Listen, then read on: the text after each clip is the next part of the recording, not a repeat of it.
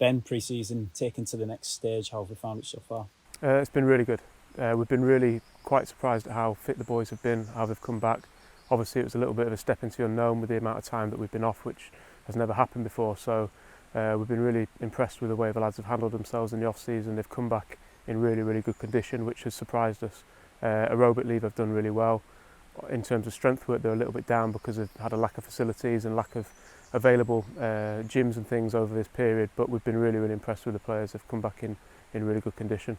Just give us an idea quickly of what the first few days of pre-season have consisted of. Obviously, up until recently, we've not been able to enter contact training. Has it been a lot of fitness based? It's been good because we've had to do the social distancing, which the lads have been good and adhering to.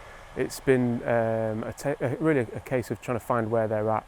So doing the testing with them, so we know how much more work we need to do before we can introduce a football.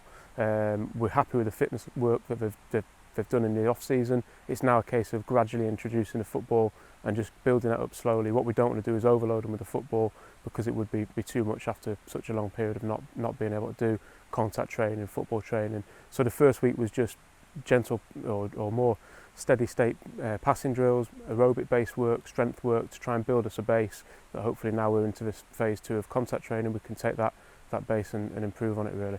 You mentioned the work the lads have been doing, while they've been at home, while we've been on lockdown. Has that bear much of an impact on the work they've been able to do or not been able to do once we're back to training? Yeah, it helps us out a lot, because obviously we now have a squad that we're happy with their fitness levels. Like I say, it's just now conditioning their bodies to football, the accelerations, decelerations, the things that they might not have been able to do on their own. So it's just a case of being cautious with that. We don't want to be in a situation where we think, well, they're fit enough now, we can now just let them play. We have to build it up gradually, and that's the challenge. Obviously the challenge as well is hopefully being able to get pre-season friendlies before the kick-off on the 12th. So it's just taking it to the next level now, but baseline we're happy with where they're at.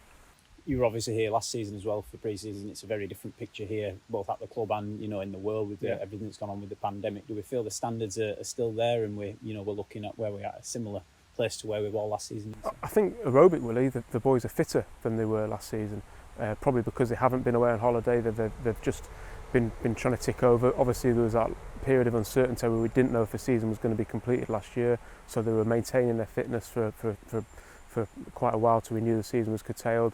Obviously we allowed them to have a break, but then they've been very self-motivated and keeping themselves on top of their fitness.